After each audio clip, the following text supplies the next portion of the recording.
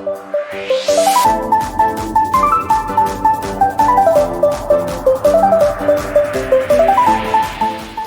di surga, kami bersyukur dan terima kasih oleh karena berkat pemeliharaan-Mu sepanjang hari dan berkat-Mu atas kami selalu baru setiap hari. Kami bersyukur atas pekerjaan-Mu di tempat ini yang sudah Kau mulai dan Kau berkati sampai hari ini. Makasih hamba-Mu yang terus-menerus Kau menyertai, menguatkan dan meneguhkan untuk pelayanan tempat ini. Terima kasih atas anak-anak-Mu yang dididik, diajar tempat ini.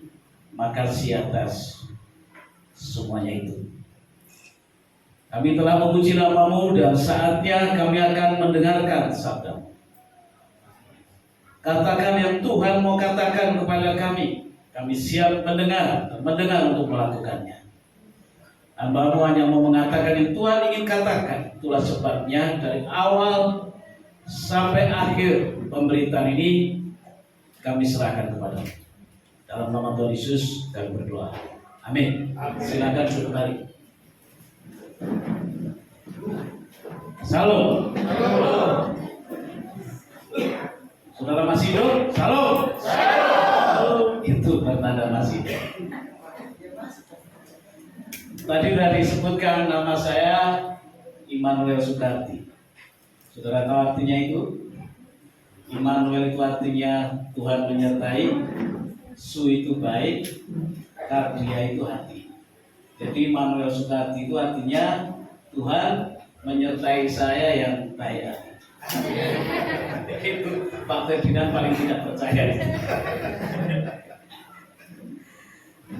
Saya akan cerita, ini ada cerita tahun 70 tapi masih segar dalam ingatan saya. Ini ada yang belum lahir tahun itu. Seorang teman menceritakan pas seperti di hari Natal seperti ini kepada saya. Atas pelariannya dari tempat tinggalnya luar Jawa dan sampai ke, boleh dikatakan kampung kami, dan sekolah menjadi satu sekolah dengan kami. Jadi dia adalah anak sulung dari seorang kepala sekolah dan ibunya pun guru. Dia diberi tugas oleh orang tuanya supaya setiap hari memberi sesaji kepada dewa-dewanya di ruang pemujaan itu. Suatu saat dia lupa rupanya, bapaknya pulang, dia dipanggil dan marah. Nah, semua kesalahanmu saya bisa memaklumi kecuali dalam hal pemujaan, dia bilang. Mengapa kau tidak kasih sesaji hari ini sama dewa-dewa? Anak itu gugup dan menjawab, oh tadi sudah saya kasih Pak. Mana gak ada bekasnya, gak ada buktinya. Sudah dimakan semua itu tadi sama dewa-dewa itu sudah habis. Naik pintam langsung ditempeleng anak itu. Paginya sebelum berangkat bapaknya pesan lagi, jangan pernah melakukan kesalahan dalam pemujaan. Kasih sesaji hari ini. Tak tahu anak itu kesurupan apa. Dia bukan hanya tidak dikasih sesaji, itu dewa-dewa itu malah dipatah-patahkan, seperti Gideon dihancurkan itu di ruang pemujaan. Bapaknya pulang panggil naik luar biasa, naik bintang luar biasa. Siapa yang lakukan ini? Kamu bukan hanya tidak memberi sesaji, tapi kami juga sudah hancurkan dewa-dewa. Anak itu bilang begini, oh bukan saya. Lalu siapa? Kamu satu-satunya yang ada di rumah. Begini Pak, tadi saya kasih sesaji, lalu mereka rebutan. Rebutan lalu tengkar, itulah jadinya. Ini tengkar seperti ini. Bapaknya nggak kasih komentar apa-apa, dia ambil balok besar, dia mau pukul anak itu lari dan tidak pernah kembali. Nggak tahu sekarang. Kita harus jujur, sejujur-jujurnya bahwa dalam hal pemujaan kepada Allah kita sering tertinggal jauh dari kelompok-kelompok yang lain. Kadang-kadang saya kan juga pernah jadi gembala. Kalau nggak didorong-dorong pun kelihatannya yang datang waktu Natal sama Paskah saja. Dalam hal ini kita kadang-kadang ketinggal jauh dalam hal pemujaan. Yang seharusnya kita itu adalah orang-orang yang harusnya dengan spontan dari hati memuji, memuliakan Allah, sebab Allah sudah melakukan perannya sebagai juru selamat. Kita harus memuji Allah, memuliakan Allah oleh karena Allah telah melakukan perannya sebagai juru selamat. Mari kita melihat firman Tuhan di dalam Lukas pasal 1 ayat 46 sampai ayat yang ke-50. Lukas pasal 1 ayat 46 sampai 50. Kita akan membacanya. Karena saudara semua bawa HP suci, jadi ini cepat. Kalau masih pakai kitab suci itu lama. Tapi yang bawa kitab suci Lukas itu setelah kejadian sebelum Wahyu. Kita cari. Lukas pasal 1 ayat 46 sampai 50. Saya membaca ayat 46, saudara 47, begitu seterusnya. Lalu kata Maria, jiwaku memuliakan Tuhan. Dan hatiku bergembira karena Allah juru selamatku. Sebab ia telah memperhatikan kerendahan hambanya. Sesungguhnya mulai dari sekarang segala keturunan akan menyebut aku berbahagia. Karena Yang Maha Kuasa telah melakukan perbuatan-perbuatan besar kepadaku, dan namanya adalah kudus. Ayat 50 kita baca sama-sama. 1, 3. Dan rahmatnya turun-temurun atas orang yang takut akan Dia. Kita tunduk kepala, kita berdoa sekali. Bapa di surga, kami bersyukur dan terima kasih Engkau telah mengilhamkan firman-Mu ini, dan kami akan berusaha memahami. Tolong Tuhan singkapkan sehingga isi hati-Mu itu tidak ada yang tersembunyi dan tersisa bagi kami. Dalam nama Tuhan Yesus kami berdoa. Amin. Kalau saya khotbah itu doanya berkali-kali, jangan heran. Itu bukan rohani. Supaya khotbahnya tinggal sedikit, itu maksud saya. Jadi saudara yang dikasih Tuhan, bahwa seharusnya kita ini adalah orang-orang yang spontan dari hati, suka dan gemar memuliakan Tuhan. Sebab Tuhan telah melakukan perannya sebagai juru selamat. Nah, Allah melakukan perannya sebagai juru selamat karena telah dimulai dari hati Allah itu sendiri. Jadi kalau saudara tidak pernah berpikir bahwa Allah itu berpribadi, tidak pernah berpikir bahwa Allah itu punya perasaan, kalau saudaranya berpikir bahwa Allah itu seperti arca emas di surga, lalu bawa pentungan, lihat-lihat siapa yang nakal, siapa yang ini itu, jangan ini, jangan itu, jangan, saudara tidak akan paham bahwa ternyata Allah itu mulai dari hatinya lah, sehingga dia mengambil peran dan melaksanakan perannya sebagai juru selamat. Kalau saudara pernah dengar cerita sekolah minggu, waktu orang lumpuh sakit di tepi kolam Bethesda, jadi kalau kolamnya itu diguncang oleh malaikat, siapa yang pertama nyemplung itu yang sembuh. Nah ini orang lumpuh, jadi baru begitu goyang dia baru bergerak, orang lain sudah nyemplung, dan itu bertahun-tahun. Dan akhirnya pada waktu Yesus berkunjung ke situ, mereka belum pernah ketemu, melihat situasi itu, dan hati Yesus langsung tergerak. Saudara boleh baca teksnya ini nanti di rumah, meskipun mustahil, tapi saya jelaskan bahwa Yesus tergerak hatinya, sehingga Yesus berkata, angkat tiranmu, sembuh. Apa ini faktor hubungan? Enggak, baru saja ketemu.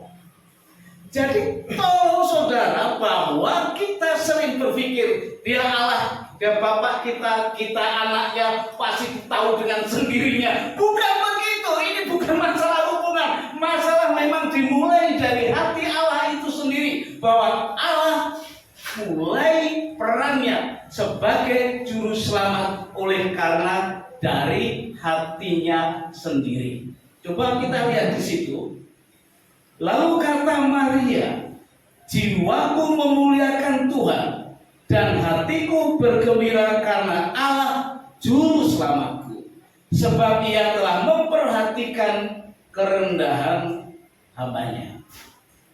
Saudara, kata memperhatikan sebenarnya diterjemahkan memperhatikan itu kurang tepat.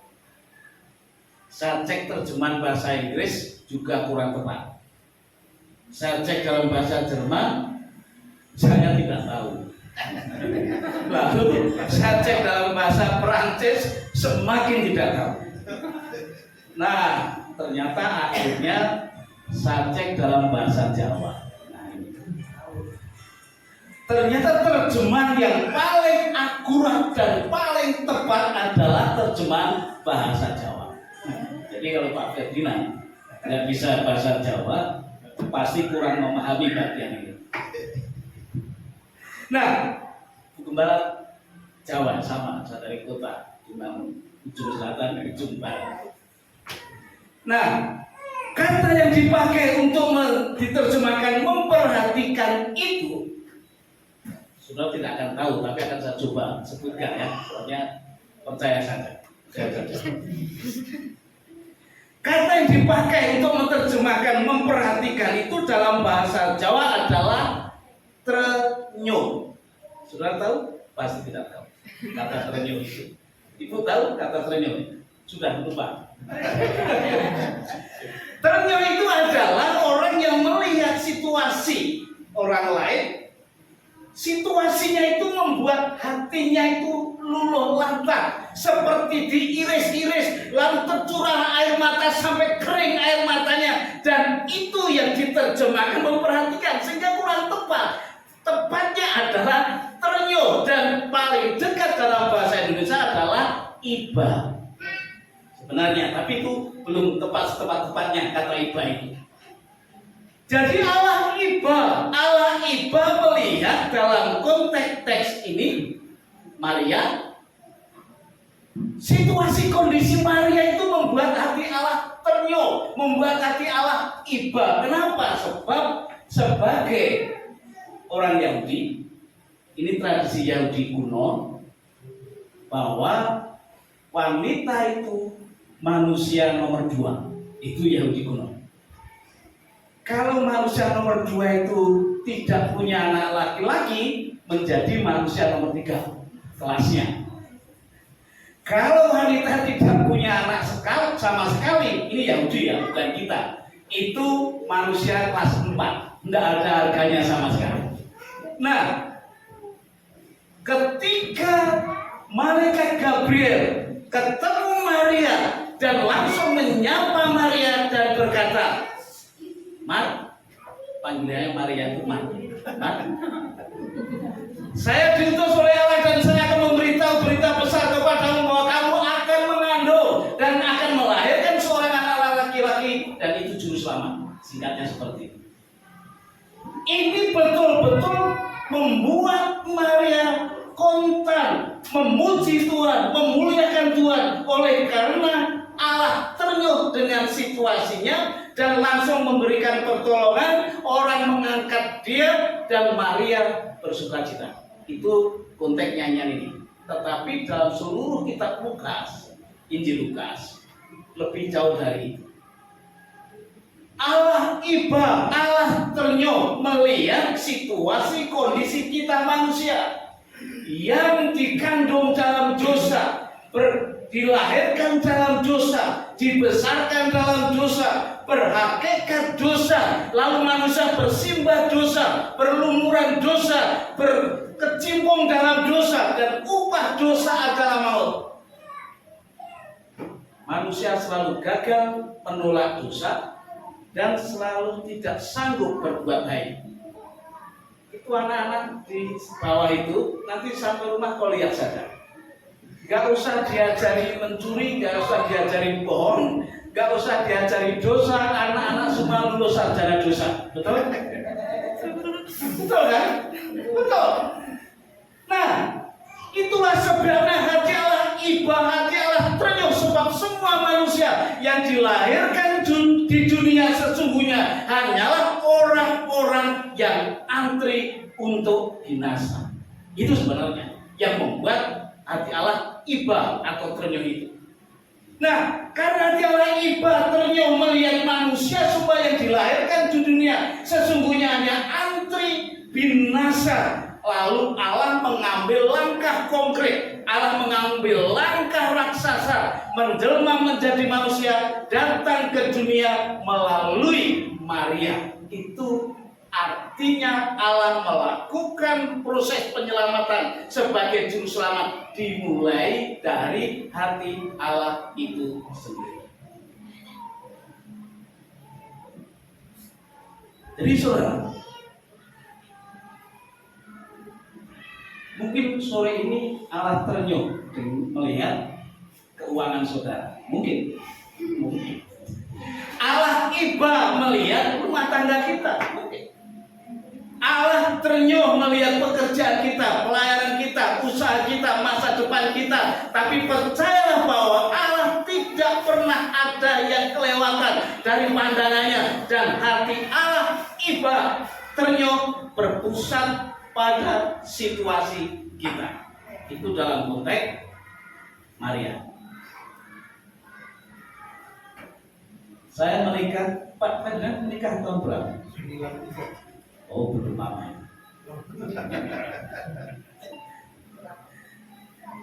Ini mau berapa jam Pak Tuhan? Saya mau khotbah cepat supaya jam 11 selesai.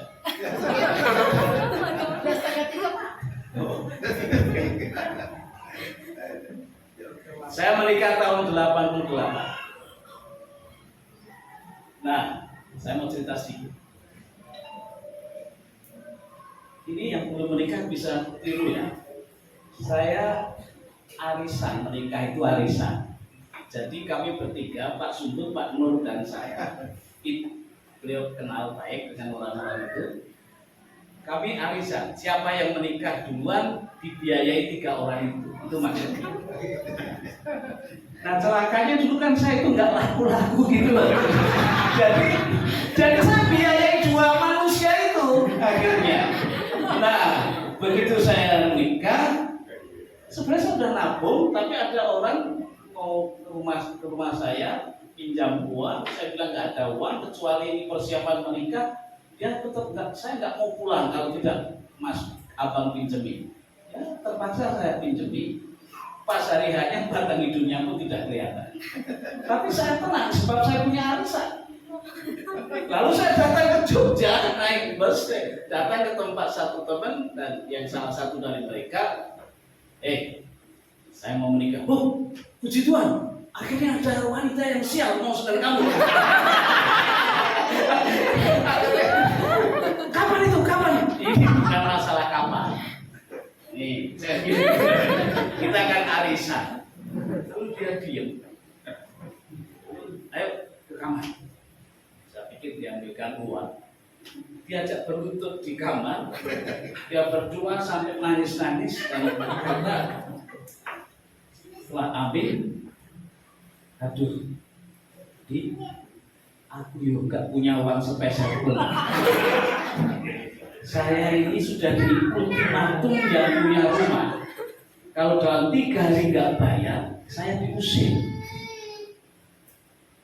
Doa panjang sekali. Ngapain dalam hati saya itu?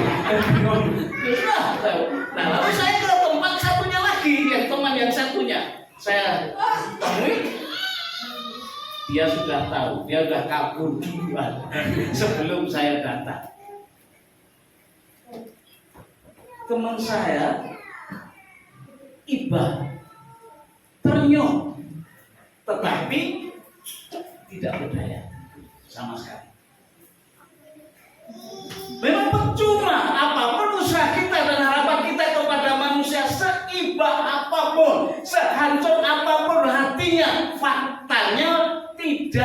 berdaya. Itu masalahnya. Tetapi Allah kita yang akhirnya Maria kontan memuji Dia itu bukannya Allah yang iba, ternyuh, dan tidak berdaya, tetapi adalah Allah yang iba, namun juga artinya yang iba itu adalah Allah yang maha kuasa.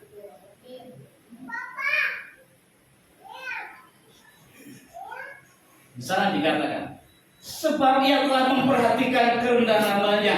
Sesungguhnya mulai dari sekarang segala keturunan akan menyebut aku berbahagia, karena ayat 49, yang maha kuasa telah melakukan perbuatan-perbuatan besar kepadaku, dan seterusnya.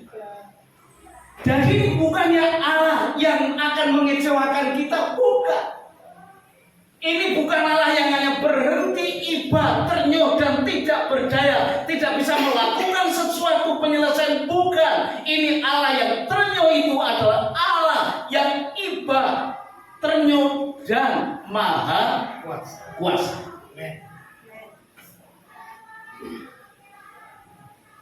Saya cerita lagi ya tentang saya. Ini kalau sudah seumur ini memang banyak ceritanya, Pak. Saya ini pernah nggak lulus dulu STM. Sebenarnya bukan nggak bodoh, ya salah satunya bodoh memang, tapi maksud saya ada faktor lain sehingga saya tidak lulus. Dan tahun berikutnya mau ujian itu, saya belum percaya. Saya percaya itu tahun 81. Jadi kami bilang maghrib, tahu ya maghrib, saya pergi ke kuburan bapak saya. Bapak saya itu meninggal waktu saya umur 6 bulan.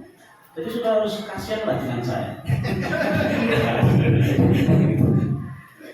Saya ke kuburan bapak saya, maghrib itu, saya bilang, Pak, bangun. Kalau bangun bukan, saya juga tidak ngerti apa yang terjadi. Lalu saya bilang, Pak, saya itu besok mau ujian STM. Tolong Pak supaya saya bisa lulus. Saya pulang. Sampai rumah abang saya pamit itu tanya, "Di, dari mana?" "Dari kuburan." "Hah? Makan ke kuburan?" "Iya." "Kuburan siapa?" "Bapak." "Ada apa?" "Nah, besok itu akan mau ujian STM. Supaya lulus, saya minta tolong Bapak." "Oh, memang kamu itu bodoh sekali ya." "Loh, bodoh gimana? Oh, Bapak itu dulu nggak sekolah kok. Aku suruh tolong kamu STM. Pantas kamu itu nggak lulus." Kita kadang-kadang dalam situasi tertentu, ekonomi mau kiamat, keuangan mau kiamat, keluarga mau kiamat, sekolah mau kiamat, pekerjaan mau kiamat, masa depan mau kiamat. Kadang-kadang kita nabrak-nabrak kemana-mana mencari jalan keluar. Tolong kembali kepada ini, yang mana Allah itu yang iba, namun juga Allah yang maha kuasa. Jadi yang maha kuasa di sana itu sebenarnya dilansir dari ayat 37 bagian sebelumnya, ketika Allah bertemu kepada Maria dan memberitahu, "Mar, kamu akan mengandung." Lalu Maria menjawab, "Bagaimana itu mungkin?" Sebenarnya Maria bukannya tidak percaya, tapi Maria itu hanya tidak tahu caranya. Karena saya belum bersuami, dia bilang. "Saya belum bersuami." Malaikat berkata, "Stop. Bagi Allah tidak ada yang mustahil." Kita baca ayat 37 itu. Mas, pasal 1 ayat 37. 1, 2, 3. Sebab bagi Allah tidak ada yang mustahil. Itu yang dimaksudkan yang maha kuasa. Telah melakukan perkara-perkara besar. Sebab bagi Allah tidak ada yang mustahil. Allah bisa melakukan yang mustahil maupun yang tidak mustahil. Allah bisa melakukan yang bisa dilakukan maupun yang tidak bisa dilakukan. Allah bisa melakukan apa saja kecuali satu, yaitu dosa. Itu saja yang tidak akan pernah Allah bisa lakukan. Berapapun coba sudah bisa membuat daftar panjang setuju bahwa bagi Allah tidak ada yang mustahil.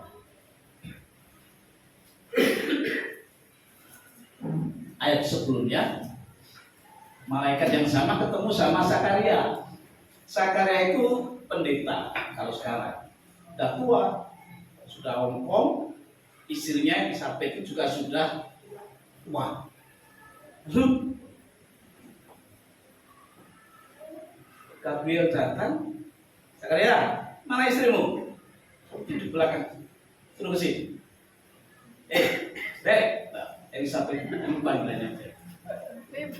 Zakaria, kau dengar ya? Saya mau bilang sama Elisabeth istrimu bahwa kamu akan mengandung seorang anak laki-laki yang luar biasa.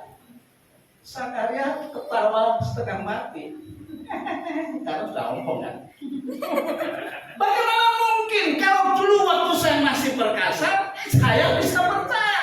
Kalau sekarang istri saya sudah mandul, nah ini bahasa Jawanya gabuk. Nah, sudah tahu gabuk, sudah lupakan saja. Pokoknya mandul. Lalu Zakaria sudah mati pucuk dan Allah berkata akan mengandung, maka Zakaria tertawa. Gabriel berkata apa? Zakaria, kamu gak percaya toh? Kalau bagi Allah tidak ada mustahil. Kalau kamu tidak percaya, kamu akan bisu sampai anakmu lahir. Dan betul Zakaria bisu sampai anaknya betul. Betul kan? Nah, ini kalau ada yang gak percaya bahwa bagi Allah tidak ada yang mustahil, saudara bisu, saya gak tanggung jawab.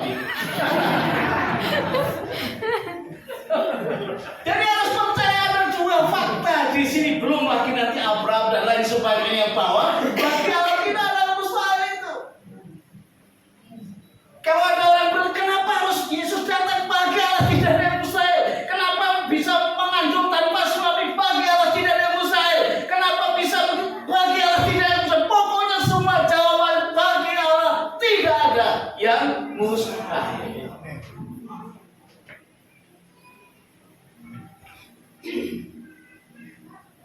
Cerita nikah tadi belum selesai, saya selesaikan nikah. Karena manusia dua itu jangan bilang Pak kalau saya. Karena beliau kenal betul. Itu nggak bisa diharapkan. Nggak bisa diharapkan. Lalu saya pulang, terpaksa ke Wates, Kulon Progo, ke rumah ibu saya. Bu, saya mau menikah. Kapan sih? Wah, kamu anakku yang paling ganteng. Ya, ganteng beneran atau enggak saya nggak tahu. Saya anak bungsu kan. Kapan mau nikah? Suka sekali luar biasa ibu saya. Kapan nih? Gampang Bu. Lalu apa masalahnya? Saya nggak punya duit. Langsung ibu saya duduk terpaku, lalu menangis terseduh-seduh. Aduh Di, saya merasa berdosa. Kamu anakku yang terakhir, kamu kesulitan karena untuk menikah, saya tidak bisa memberi. Saya berdiri, lalu masuk ke kamarnya, keluar bawa celengan. Saudara tahu celengan? Ya. Itu yang dibuat dari celeng. Ya, dari celeng. Pokoknya itulah yang dimasuk itu, celengan. Aku punya celengan. Coba kau pecah. Berapa isinya aku bawa semua. Tapi pecah. Isinya receh semua. Saya itu sampai tangan saya itu kemeng ya, ngitungnya itu sampai tangan saya semutan. Hanya 20.000 pun kurang. Ini tahun 80-an ya, tahun 80-an. Sudah, lukam-lukam aku masukkan plastik, saya ikat, saya pulang ke Purwokerto. Masuk kamar dan saya baru sekali itu dalam sejarah hidup saya berdoa dengan menangis di hadapan Tuhan. Tuhan, tak ada yang bisa menolong saya. Semua ternyok dan iba, tetapi tidak berjalan sama sekali dan saya hanya ada uang 20.000 dan saya harus menikah. Saya nggak tahu Tuhan, pokoknya saya nggak tahu dan saya akan menikah dengan uang 20.000. Betul. Ya betul 20.000 maksud saya. Saya sudah mengajar di SD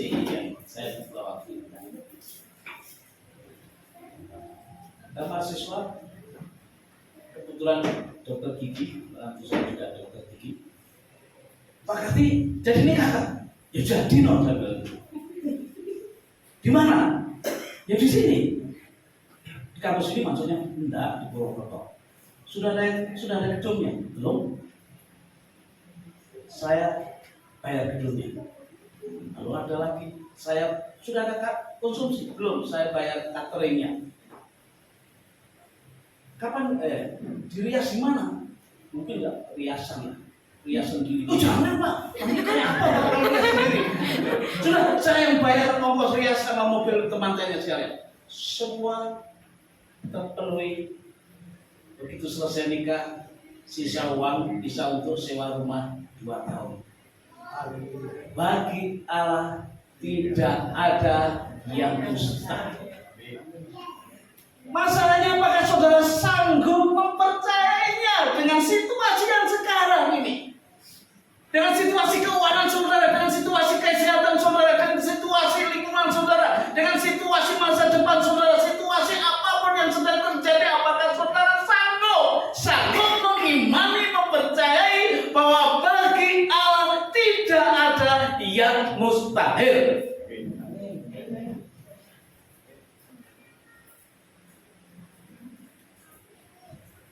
Dimulai dari hati, dan itu bisa diwujudkan karena Allah Maha Kuasa. Kalau Allah tidak Maha Kuasa, itu proses, itu peran juru selamat tidak akan bisa. Lalu dimungkinkan dengan tadi kapasitasnya, kalau pakai istilah itu sekarang dimungkinkan dengan integritasnya. Artinya Allah yang bisa dipercaya, yang bisa dipercaya. Kalau yang 2 teman saya itu tidak punya integritas, tidak bisa dipercaya sampai sekarang Pak. itu yang saya untuk ini hanya untuk menjelaskan bedanya yang berintegritas dan tidak. Yang bisa dipercaya, maksud yang berintegritas yang bisa dipercaya. Yang pinjam uang saya itu tidak punya integritas, tidak bisa dipercaya. Jadi yang dimaksudkan di sini bahwa Allah bisa dipercaya.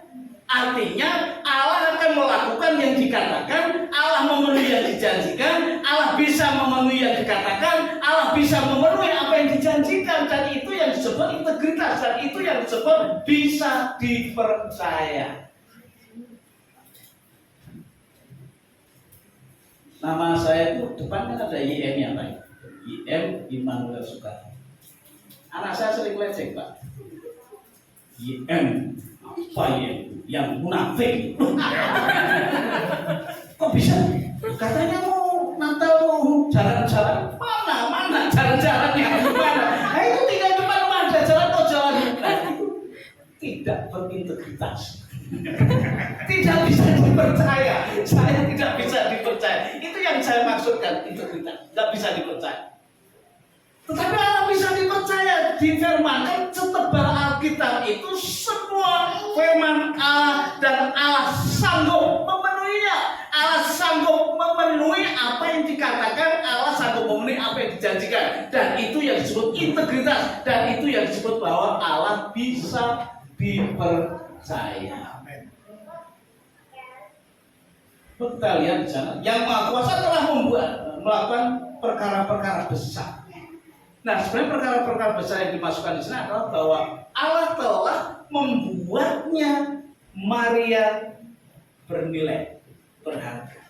Kalau sebelumnya adalah manusia kelas berapa tadi? Kelas 4, dan sekarang di satu-satunya wanita yang pernah lahir di dunia, satu-satunya wanita yang pernah dikandung seorang ibu, yang dipakai oleh Allah untuk melakukan, untuk memenuhi perannya sebagai juru selamat, hanya Maria, tidak ada yang lain.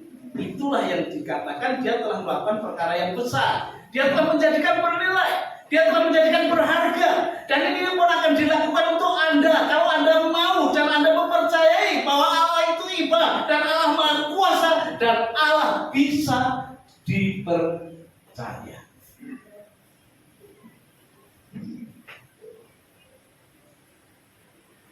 Katakan di sana bahwa Karena Yang Maha Kuasa telah melakukan perbuatan besar kepadaku dan namanya adalah kudus. Nah, kudus, suci. Tapi memang Allah itu kudus, Allah itu suci, Allah itu tidak kenal dosa, Allah tidak bersentuhan dengan dosa, Allah tidak tahu dosa. Itu memang kudus dan suci. Tapi yang dimaksudkan namanya kudus di sini tidak di situ pengertiannya. Bahwa Allah itu kudus adalah Allah yang tidak pernah salah, itu maksudnya. Allah tidak mengenal kesalahan, Allah tidak salah dalam mengambil keputusan, Allah tidak salah dalam bertindak, Allah tidak salah. Kenapa Maria? Allah tidak salah. Kenapa Yesus jadi manusia? Allah tidak salah. Kenapa Adam lahir di dunia? Allah tidak salah. Kenapa itu suami saudara, itu istri saudara? Allah tidak salah. Kenapa itu anak saudara? Allah tidak salah. Kenapa bekerja di situ? Allah tidak salah. Tidak.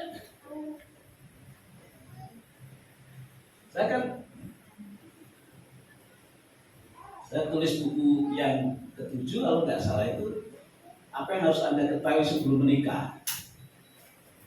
Ya kan wawancara dulu dengan banyak orang.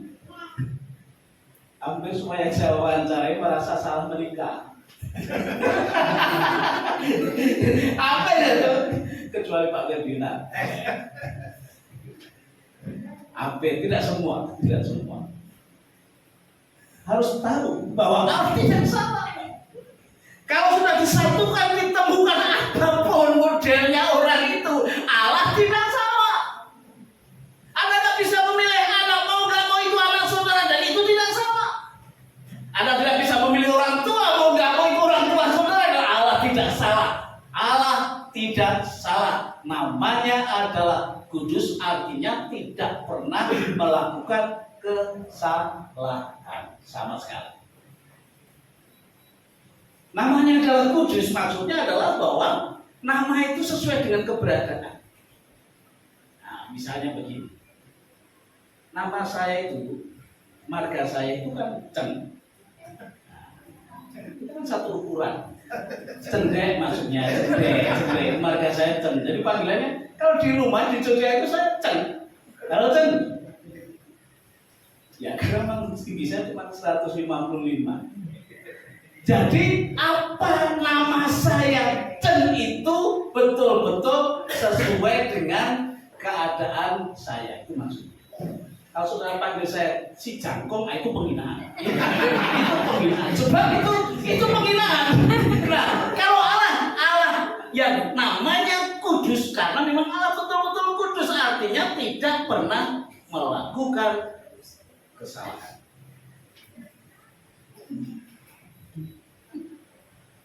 Yusuf itu Allah tidak salah membiarkan Yusuf dibenci 11 saudara. Tidak salah. Allah tidak salah membiarkan saudaranya menjual, tidak salah. Allah membiarkan Yusuf difitnah istri Potifar, tidak salah. Allah membiarkan Yusuf di penjara, tidak salah. Allah membiarkan Yusuf dilupakan di penjara 2 tahun, tidak salah. Sebab apa? Sebab kalau Allah tidak membiarkan Yusuf dibenci saudara-saudaranya, Yusuf tidak dijual. Kalau Yusuf tidak dijual, tidak sampai ke Potifar.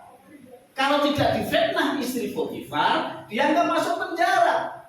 Kalau dia nggak masuk penjara, dia nggak ketemu juru minum itu. Kalau nggak ketemu juru minum itu, dia nggak menafsirkan mimpi Firaun. Kalau dia nggak menafsirkan mimpi Firaun, dia tidak pernah menjadi perdana menteri. Jadi tidak salah.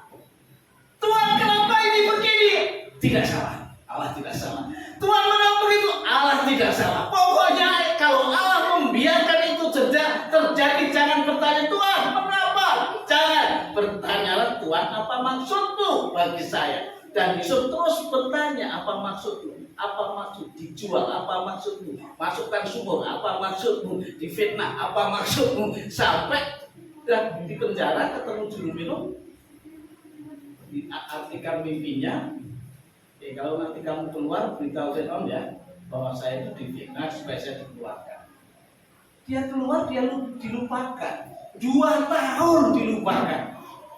Kenapa dia nggak membunuh? Sebab kalau waktu itu langsung dilaporkan, lalu Yusuf keluar, yang nggak nafsirkan mimpi Fir'aun karena Fir'aun belum mimpi. Waktu itu Fir'aun belum mimpi. Tunggu 2 tahun deh supaya menafsirkan mimpi Fir'aun. Dilupakan biar, sakit hati biar, luka batin biar, seperti Yesus biar. Sebab Tuhan punya rencana dari apa yang Allah izinkan itu. Allah tidak salah. Itu namanya kudus. Jadi jangan bersungut-sungut ya. Kenapa Tuhan kok saya begini, anak saya begini, orang tua saya begini, pekerjaan saya begini, pelayan saya begini. Lupakan. Allah tidak salah.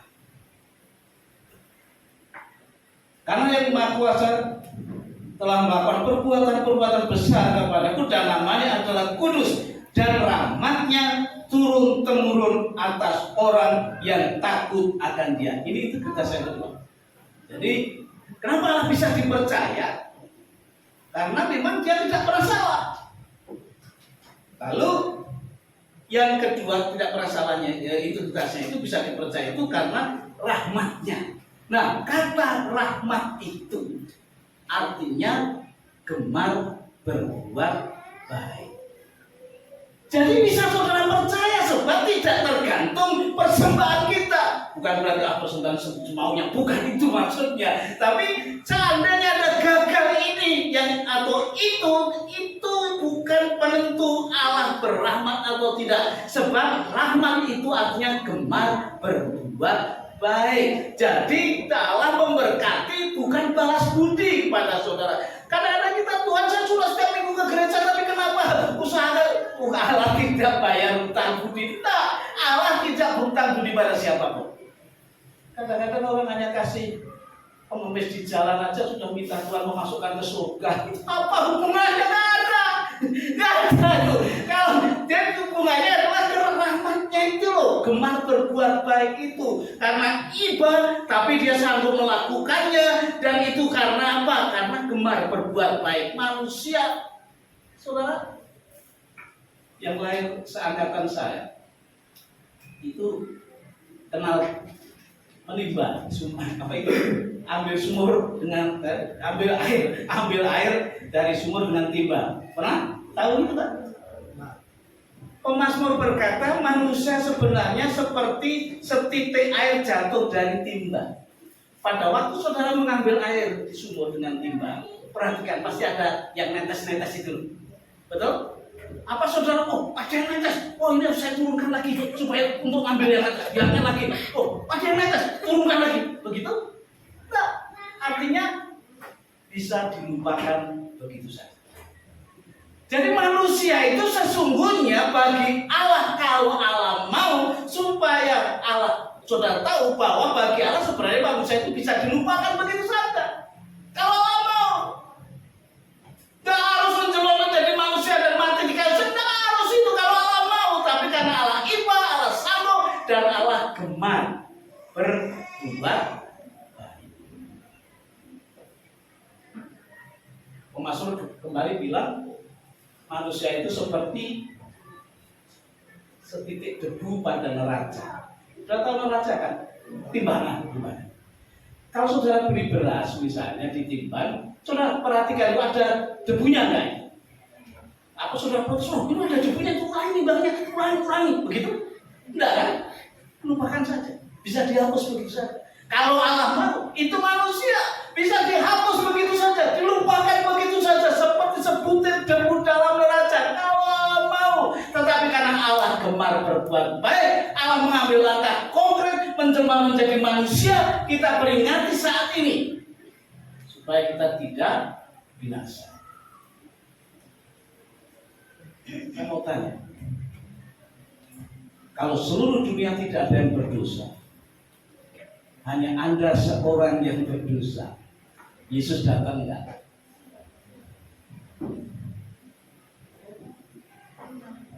Yesus datang enggak? Tidak ada yang berdosa kecuali Anda seorang. Yesus datang ke dunia atau tidak? Ayo. Kenapa? Itu maka Yesus bilang, kalau kamu gembala punya 100 ekor domba, hilang yang satu, kamu tinggalkan 99 dan aku akan mencari yang satu. Itu artinya gembala yang baik. Dia kalau ada seluruh dunia tidak ada yang berdosa kecuali Anda seorang, Yesus akan tetap datang mati untuk Anda sebab Allah gemar berbuat baik. Jadi jangan sembarangan jadi orang Kristen. Tobat. Sekarang bertobat, tomat. Sekarang bertobat, besok umat. Kalau ibadah Natal aja penuh itu. Ya kan? Christmas namanya. Jangan spontan dengan punya hati yang spontan memuji Tuhan, memuliakan Tuhan sebab itu Allah kita seperti itu. Seandainya tidak ada yang berdosa satupun dan kita yang berdosa, Allah tetap datang ke dunia. Natal tetap dinyanyikan dan khusus untuk saudara sebab Allah gemar berbuat baik. Jadi ada harapan kita. Ada harapan. Seperti apa keuangan kita? Ada harapan. Seperti apa rumah tangga kita? Ada harapan. Seperti apa masa depan kita? Ada harapan. Sebab Allah gemar berbuat baik. Itu Israel diperbudak 400 tahun. Perbudak disiksa. Kita diperbudak itu kan hanya 250 tahun. Israel itu 430 tahun. Ada yang bilang hati Allah iba. Israel menjerit-jerit setiap hari oleh karena perbudakan. Hati Allah iba terenyuh. Lalu dia mengutus Musa keluarkan itu orang bangsa itu. Sebenarnya ada jalan yang singkat. Kalau sudah pakai kitab suci baru tahu. Di peta di belakang sendiri di kitab suci itu ada peta. Sebenarnya kalau naik di peta itu gambarnya naik, cuma perlu waktu 7 tahun. Tetapi Allah memilih yang memutar begitu, sudah bisa lihat itu perlu waktu 40 tahun. Nah, begitu mereka keluar, lari, dikejar bangsa orang Mesir, mentok Laut Merah. Betul? Orang Israel berpikir Allah salah jalan. Allah ini udah salah jalan ini Allah. Ini gimana? Sampai sana padang pasir, belakang pasukan Mesir semakin dekat, depan itu ada Laut Merah. Ini Allah sudah salah jalan, salah ambil keputusan. Allahnya bilang, Sam, kamu punya apa? Kamu punya apa-apa. Yang kau pegang itu tongkat. Kau lempar aja ke situ. Lempar, terbelah jadi 2. Betul kan ceritanya? Itu fakta. Bangsa Israel lewat. Allah mau tunjukkan, saya bukan hanya orang yang iba dan tidak berdaya. Ini kuasaku. Kalau kau mengikuti jalanku, mengikuti ruteku, yang mestinya sudah tidak bisa dilanjutkan, masih bisa dilanjutkan sebab saya maha. Sampai padang gurun, nggak ada roti, nggak ada daging, mulai berontak lagi bangsa Israel. Ya Allah salah ambil keputusan. Mau enak di sana lah. Bagaimanapun saya diperbudak masih ada daging, ada roti. Allah datangkan bulu puyuh dari segala penjuru. Semua ternak puyuh bangkrut sebab dikirim ke sana. Kau bilang apa? Nggak ada roti. Allah turunkan roti mana dari surga. Kau bilang apa lagi? Saya tidak salah keputusan. Saya tidak salah langkah. Ini saya mau tunjukkan Allahmu itu yang membawa kamu keluar adalah Allah yang maha kuasa. Saya merenungkan itu kenapa kok bangsa Israel tidak dibuang saja? Setelah itu masih terus bersungut-sungut berontak terus. Kenapa nggak dibuang saja? Ternyata Allah mempertahankan integritasnya tadi. Dia sudah bilang sama nenek moyangnya bahwa kamu akan punya keturunan seperti bintang di langit, seperti pasir di laut, dan keturunan itu yang akan kubawa ke tanah perjanjian. Itulah sebabnya aku tidak pernah membinasakan bangsa. Sejahat apapun bangsa ini tidak akan saya binasakan sebab saya harus bisa dipercaya. Saya sudah berjanji kepada orang tuamu akan membawa kamu ke sana dan saya bawa ke sana. Betapapun menyedihkannya. Jadi saudara yang dikasih Tuhan, ini juru selamat Israel, juru selamat kita, dan dalam konteks ini memang kehidupan sehari-hari. Allah menjadi juru selamat kesehatan kita. Allah menjadi juru selamat keluarga kita. Allah menjadi juru selamat pekerjaan kita. Allah menjadi juru selamat pelayanan kita. Allah menjadi juru selamat masa depan kita. Dan kalau saudara mengikuti prosesnya, akan sampai pada tujuannya. Sebab Allah iba, yang iba itu maha kuasa dan bisa dipercaya. Mari kita berdoa. Mohon Bapak Gembalakan menutup acara.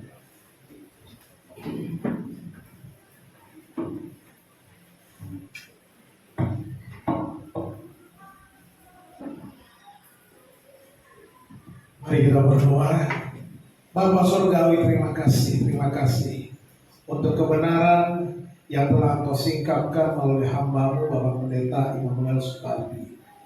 Tuhan, kami sungguh bersuka cita kebenaran firman yang kami dengar pada malam hari ini. Menguatkan kami, mendorong kami, dan ajar kami Tuhan. Bukan hanya untuk menjadi pendengar, tetapi menjadi pelaku firman. Terima kasih untuk hamba-Mu ya Bapak, berkati hamba-Mu ini, berkati pelayanannya sebagai ketua istri Jakarta, sebagai hamba Tuhan, sebagai dimanapun pelayanannya, Tuhan pakai dengan cara luar biasa, menjadi berkat, menjadi alat di tangan Tuhan, memuliakan nama-Mu ya Tuhan. Terima kasih Bapak di surga. Kami serahkan juga pada malam ini atau pagi-pagi, hamba-Mu ini akan berangkat ke Solo. Tuhan sertai perjalanan, lindungi, tibakan di tempat di tujuan mereka. Kami percaya Allah kami maha kuasa, Allah kami iba dan gemar berbuat baik, dan Engkau akan melakukannya kepada hamba. Terima kasih Tuhan, kami bersyukur dan berdoa dalam nama Yesus Tuhan kami. Amin.